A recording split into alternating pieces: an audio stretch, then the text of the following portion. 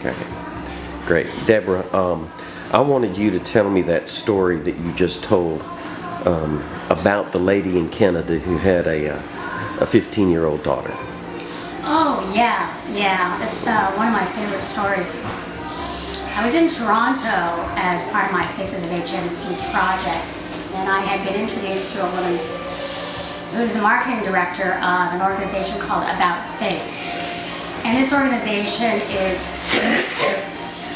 kind of a psychosocial support group for people with facial disfiguration.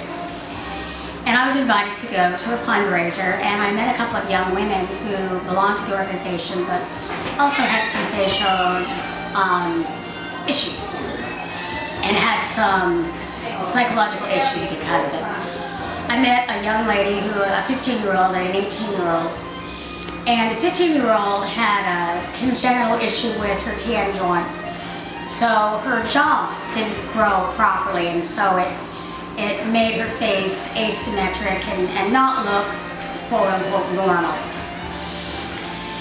And she spoke a little bit about the organization and how the organization had helped her in the year and a half that she'd been part of it.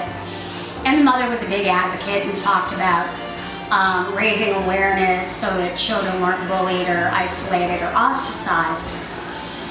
And as the event went on, I had taken some candid shots of the young lady and really noticed as she started to relax how her beauty was really becoming apparent. And I showed some of the candid shots to the woman who had invited me to the event and asked her if it would be okay if we asked the young lady if she sat for a portrait.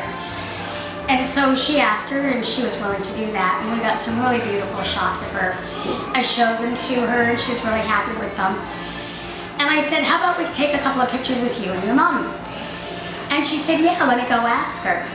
So she brought her mother over, and as I was positioning them for the portrait, her mother said, you know, I've got pictures with your sister, all kinds of pictures with your sister, and none with you.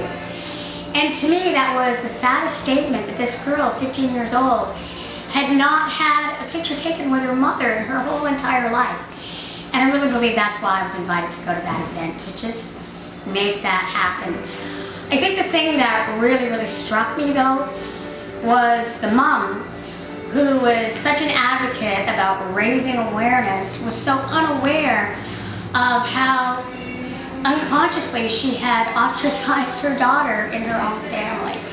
So hopefully that awareness came through to the mom, and she was now addressing that to do a better job of including her daughter even in family events. Oh, thank you.